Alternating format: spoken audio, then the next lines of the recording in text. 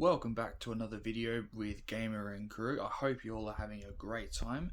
Today we're going to talk about Assassin's Creed Origins, which I've wanted to do since I got the game, but obviously haven't until I made this YouTube channel. So let's get started. First up, of course, I have the Gods Edition that I pre-ordered back in 2017 when it came out. It didn't really come with much, just an art book, map, a statue, and the soundtrack of the game. Not really the steelbook case, unfortunately. But yeah, Assassin's Creed Origins. Whoo, damn, that was a banger of a game. Coming off of Assassin's Creed Syndicate, which wasn't particularly good, taking that 2-year gap definitely made it worthwhile to play. And looks like they're taking initiative with the next Assassin's Creed game. I heard the name the other day on Game Ranks, but I cannot remember the name of it. But yeah, so they're taking that 2-3 year gap to make a good game, which Assassin's Creed Origins was. I absolutely adore the game. I love the game. So let's talk about it. Assassin's Creed Origins holds a special place in my heart for a couple of reasons. First off, because I have loved, and controversial opinion, and I still love the Assassin's Creed games. And another reason, this was the first game that I have pre-ordered and got when it came out back in 2017. About 5 years ago, so I was pretty young. So I remember playing all these Assassin's Creeds on my Xbox One at the time, the big chunky boy. And then, I was, new to the whole gaming thing. Yes, I had, a PS3 and an Xbox 360 when I was young, but I didn't really get an Xbox One until about 2016, 2015. So, because, mainly my family didn't know about gaming and that. My dad had a PS1 and I played that when I was young, but apart from that, and plus we didn't even have internet at home until 2015. So for me to game was hard. I had a PS3 up until 2015. I'm not saying that's a bad thing. I'm just saying that Origins holds a special place because that was the first real big game I had played. So I was new to the whole, I obviously knew what YouTube was and all that stuff and what internet was, but I was new to it in a sense. I never experienced it for myself at home. And I recently finished playing Syndicate, because as soon as I finish playing a game, I instantly look up what the sequel is, when it's going to come out. And I came across Assassin's Creed Origins. I was like, cool. Alright. This was the first ever trailer for a game I remember watching on YouTube. And it looked fucking fantastic. This was also around the time that I got, I also pre-ordered my first console, which was the Xbox One X. So it was a very rising time, because Origins is what kicked off my pre-ordering games obsession, but what kicked off starting to pre-order games and play more games. So I was I liked the trailer. It was awesome. And this is also I've been to EB Games obviously multiple times, because I've been trading consoles and games for 5 years or whatever up until then. So I went down to the closest one to me when I seen that they had for pre-order the Gods Edition. So I was like, yep, pre-order that. My mum paid it off because obviously I had no job for a couple of years, but my mum paid for the first couple of pre-orders in 2017 and 2018. Then I think it was mid to late 2019 I started to pre-order my own, and from 2020 I was fully pre-ordering, paying my own. So I remember that day at school particularly went extremely, extremely slow, because I would finish at school at like 3:10. Then I'll go straight to EB Games at Hollywood Plaza, near where I live, and get the game, come home, take my sweet time unboxing it, because it was my first ever unboxing of a game. And I just remember it so well. Like, I come home, I yeet my bag onto the lounge, right? I gently place the bag on the ground that had the box inside. I carefully took off the bag, removed the bag from the box, put the box there, sat there for like a good solid couple of minutes, staring at it in shock and in awe, just like, oh my god, I've done this. Then I carefully like cut the wrapping around it, lifted up the box, got the cool Bayek statue, got the game, got the map, and got the art book.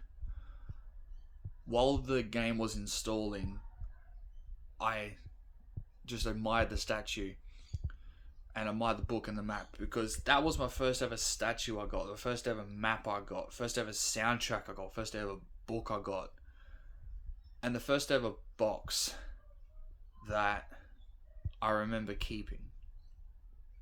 Because from then on, every gaming thing I get, like the next console or the next statue or collector's edition, I kept that box.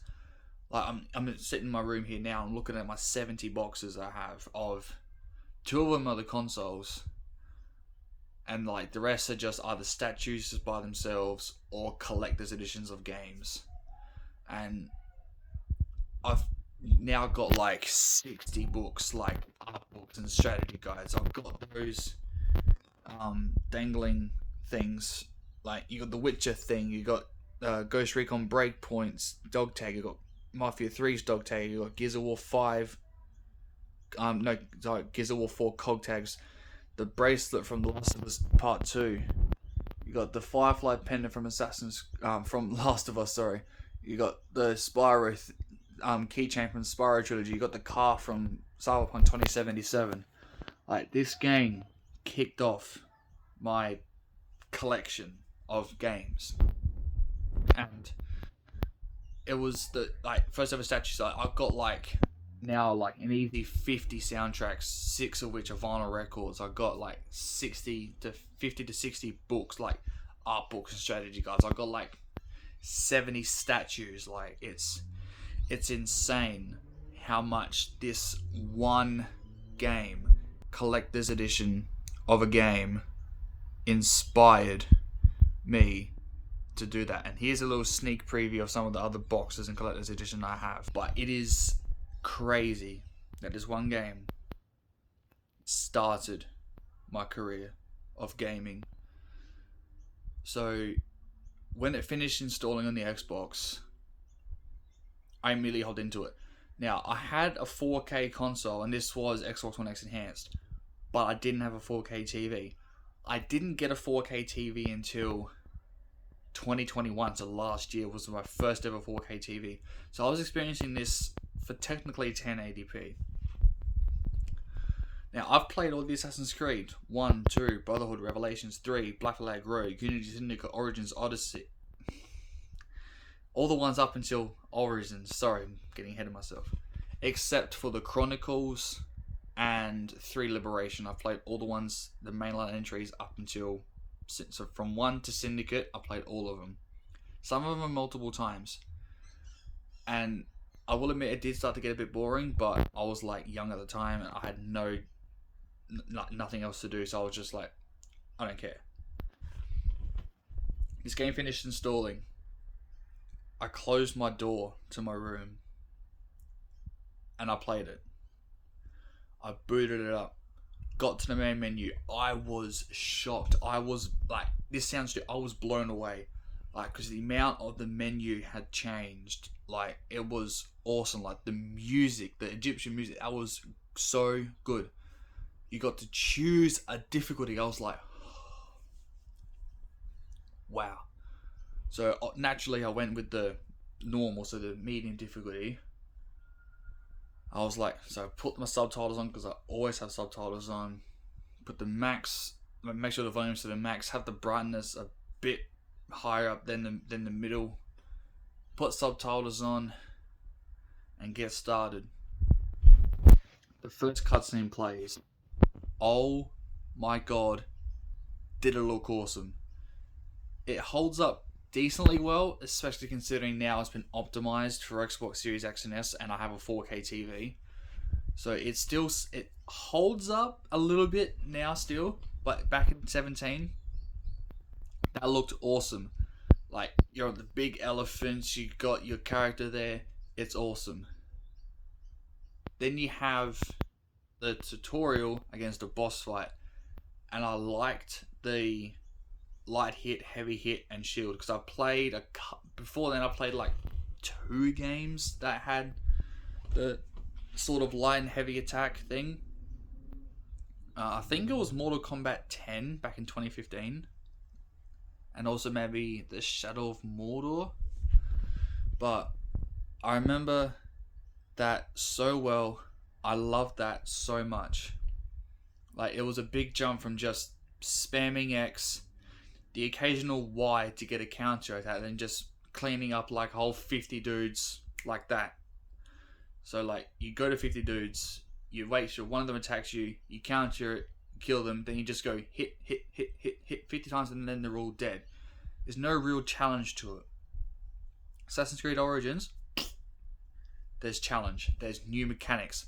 I liked it. You got a bow and arrow, you got a shield, you got your weapons. I loved it. The fact that when you block with your shield and with arrows, you have no arrows left, you can pick them off and use them. I love that. The fact that you just get arrows from behind, you just go boom, boom, boom. That was good. I like that. The open world size, whoa, was so much bigger than any of the other ones I played. I liked it. Now, this was, I think, my second game I've played where it involved like levels. So like your character level and that. So I didn't really understand. But I just started to do the same thing I do with all the Assassin's Creeds. Like, I do the thing, I run around, do all the chests and viewpoints I can in that area up until it says, progress further to unlock such and such. Assassin's Creed Origins didn't have that, except it had the different sections by level caps. I didn't know that. I was naive and stupid. This was 5 years ago, so you can forgive me. But I just started going to do all the viewpoints, like I always do. I do all of them in a relative area. I start to expand the circle. I start to encounter enemies. I try to avoid them because I just want to do the viewpoints. But I get noticed. I get hit twice and I'm dead. And I'm like, hold up, why? So I pause the menu, pause the game. I was like, look at the level on the map. Look at my level. Do that for like a couple of minutes. I'm like, oh, this is what they call an RPG. Good. Like, this is my first ever proper game I've experienced. Like, I have never played other games like this before. So, I've heard the term JRPG, RPG, all that stuff before, not knowing what I meant, not knowing what it stood for. Now I slightly have a bit more of an understanding. So I worked out that I had to be between those levels at minimum to go there to have a chance. I was like, right, okay, bit of a learning curve, but I was young. But it was so good because it was so different. So it added a challenge to what I was used to. And the characters, they were good. Like, obviously, Assassin's Creed is known for having like famous characters from like world history and time and that. But like Cleopatra, like, that was just something next level. Like, whoa, like, I loved it. the fact that you can now hide in bushes and like tall grass and that, instead of having to be in like bales of hay or on a bench or in a crowd, was something new. And the fact that you start off with like a silenced projectile weapon, like that sounds stupid, but like you know what I'm talking about. Like with Assassin's Creed games, you start off with like your hidden blades and a sword and maybe a gun.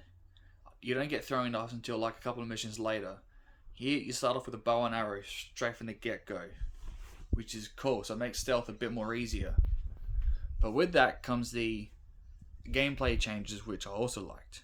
So like you had your hidden blade and that would instant kill anyone, right? No, not now. You have to upgrade your character in that. So I was used to that because I played Far Cry 4. So I was like, okay, that's alright. So you just do that, that's fine.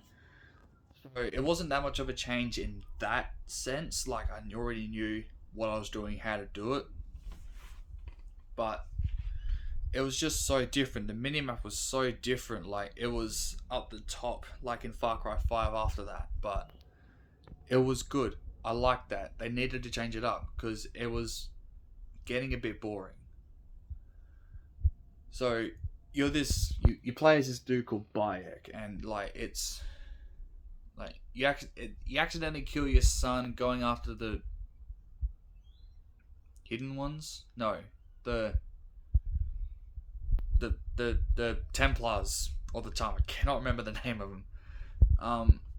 And basically you get inducted into the order as like you're part of the first ever assassins. Dual Assassin's Creed Valhalla. But you're part of the first ever assassins group. You have a wife, Aya, who's pretty cool. I do like the scenes with her and Bayek. Like it was the first ever, I think, romantic thing. Not just a shove to the side romantic thing like Ezio or like Edward Kenway or whatever, but it was like, I like that because that was also a little bit different. But going after, like, you think it's just one person and it's like, obviously like a whole thing of Templars. It's like, I like the names of them, like the lion, the crocodile, the scorpion, like, they sound quite menacing. So, obviously you didn't have, no, you had to kill all of them, that was another game, sorry. But I like how you had multiple missions you could do. Like, this is the first ever game I've played that had multiple missions and like side missions in that. But I knew from hearing what people at school had said about playing games like this, you do side missions first.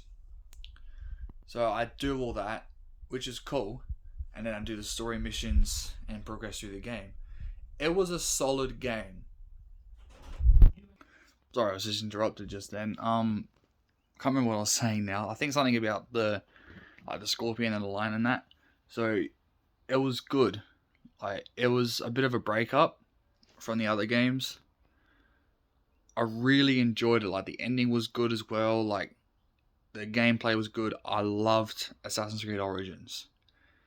It will forever hold that special place in my heart for the reasons I described earlier in the video. But I feel like Odyssey and Valhalla have suffered from that. I think Valhalla suffered because of Odyssey, but I'll talk about them in a different video than this. Now it's time to rank it. So the actual story itself, like the uncovering of the Templars becoming an assassin, 9 out of 10. Like, it was a good story for Assassin's Creed. The way they told the story was just as good, so 9 out of 10. The side characters like Cleopatra, your brother, Aya, all that stuff, like, solid 8 out of 10 for the development and all that. In terms of your character, Bayek, he was a good character. He's up there with Ezio and Edward, so he's my favourite top 4. So he's like an 8.5 out of 10. The gameplay was a big upgrade. It took a tiny bit, it took a couple of missions to get used to because it was so different, but it was so good at the same time. 8.5 out of 10. So all up, I reckon that's rounds it to about an 8.5 out of 10, which is awesome because I loved the game. So other many people did too. It was an amazing game. And then when I got optimized to Series X and S about a month or two ago, even though I already played on that account, I played it again so I could experience the 60 FPS and 4K, which was good. Like, Assassin's Creed Origins is a fantastic game. If you want to go in the timeline order, it's, I believe, the second game because it goes Valhalla, Origins, Odyssey. Yeah, then 1 through to Syndicate. So if you want to start the timeline order, you have to sadly do Valhalla first, but it's a good one to start off with. If you don't give a fuck about the order, it's a good one to play. Like, obviously, if you play Origins to go back to one of the older games, it's like, well, the gameplay is different. Yes, but it is a good one to start off with if you want to play an Assassin's Creed game. Like Origins and Black Flag would be the two I recommend. Maybe 2 as well, but 4 and Origins I would recommend to start off with. Origins, fantastic game. 8.5 out of 10. Will always hold a special place in my heart. And yeah, so that's it for this video. I hope you enjoyed it, and as always, have a good one.